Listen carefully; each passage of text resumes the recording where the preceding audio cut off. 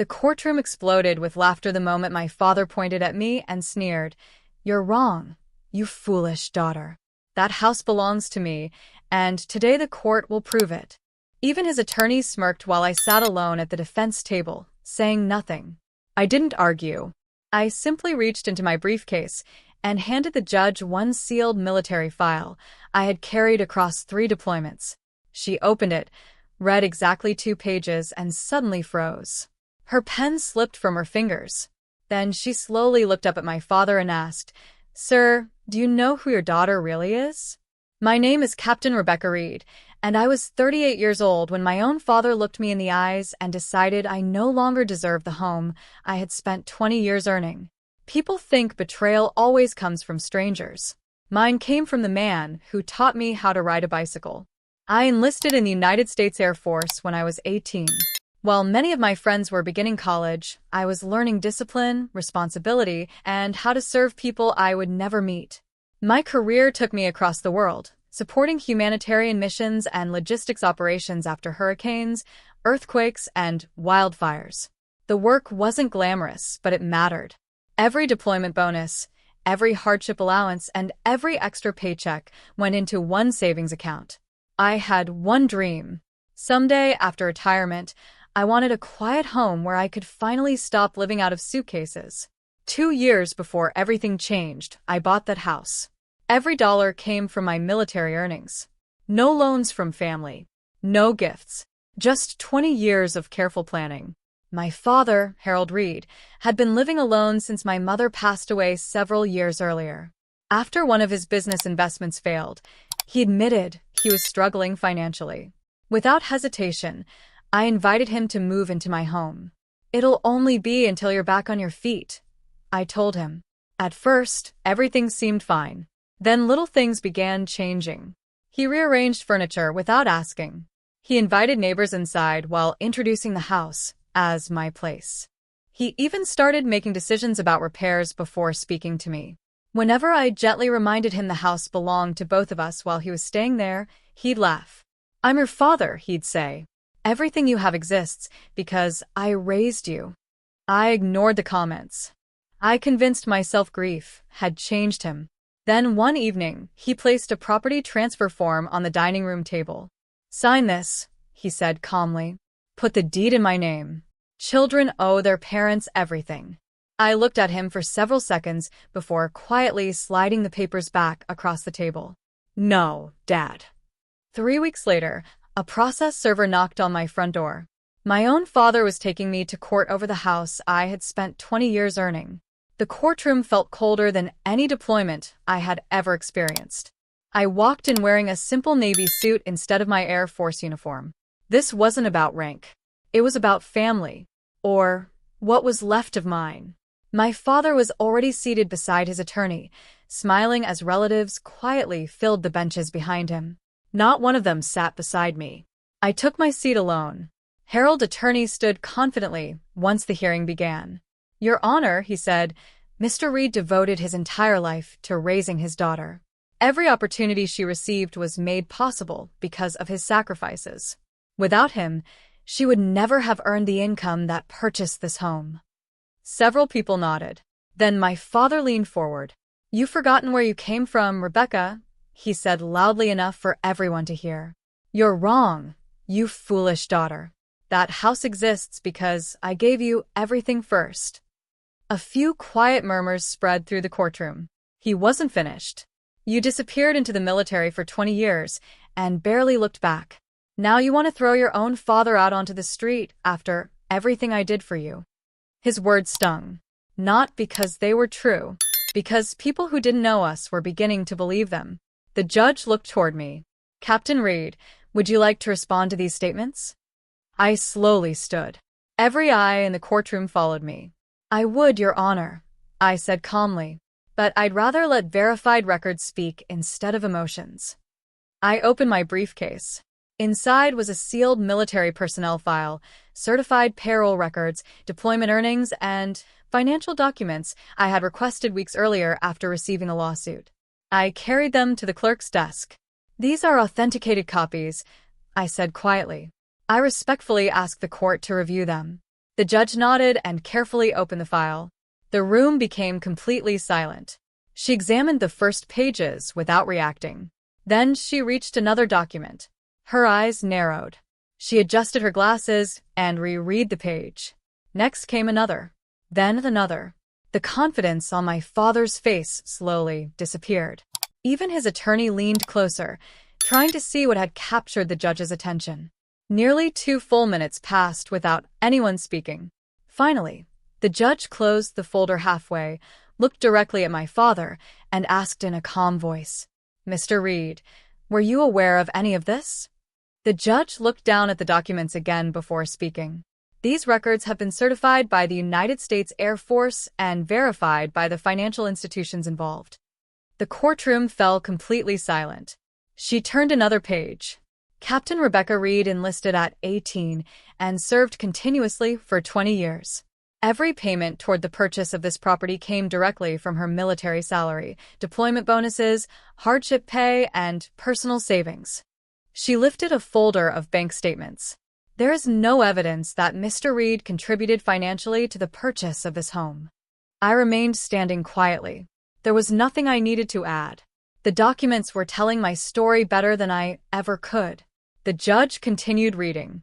These records also show Captain Reed voluntarily postponed 2 promotion opportunities to remain assigned to humanitarian relief operations following major natural disasters. Several people in the gallery exchanged surprised glances. She wasn't finished. Another page revealed years of bank transfers. Beginning almost 15 years earlier, I had sent money to my father nearly every month whenever he struggled financially. Some payments covered mortgage bills. Others helped with medical expenses after my mother's passing. Later transfers supported his business when he insisted he was only one good investment away from recovering. I had never expected repayment. He was my father. Helping him had never felt like a burden. The judge looked directly at Harold.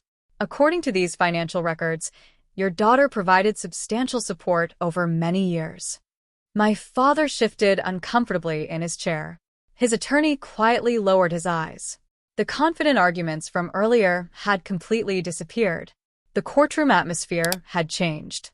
People who had entered believing I was an ungrateful daughter were now looking at me very differently. The judge asked if I wished to make a statement. I nodded. I never joined the military to prove anything, I said calmly. I never helped my father because I expected praise. I simply believed family should stand beside one another during difficult times. I paused before continuing, but kindness should never be mistaken for ownership. The courtroom remained silent. Then, as the judge organized the remaining documents, one final sealed page slipped from the back of my military file. She picked it up, read the title, and slowly raised her eyebrows. "This," she said quietly, "changes more than this lawsuit." My father stared at her, suddenly unable to hide his fear. The judge carefully removed the final document from the folder. It wasn't another payroll record or bank statement. It was a notarized letter with my signature, dated almost 2 years earlier. She looked at me. "Captain Reed, did you intend for this to become part of today's hearing?" I shook my head. "No, Your Honor. I included every document related to the property because I wanted the court to have the complete record. That letter was never written for a lawsuit." The judge nodded and quietly began reading. When she finished, she looked toward my father. "Mr. Reed," she said gently, "your daughter prepared this document long before you filed your claim." My father's expression slowly changed. The judge continued. "In this letter, Captain Reed states that after retiring from military service, she planned to leave this home to you one day. She writes that she wanted you to spend your later years surrounded by comfort, security, and family." The courtroom became perfectly still. I lowered my eyes. That letter had been my private promise to myself. I had imagined surprising Dad on my retirement day by telling him he would never have to worry about housing again.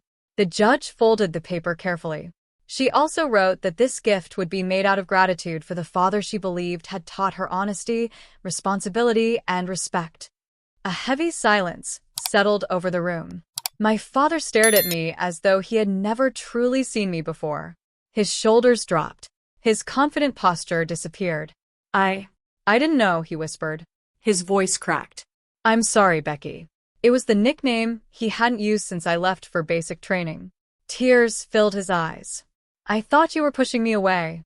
I let my pride convince me I deserved what wasn't mine. I took a slow breath. I never wanted you to feel abandoned, Dad. The judge placed the letter back into the file.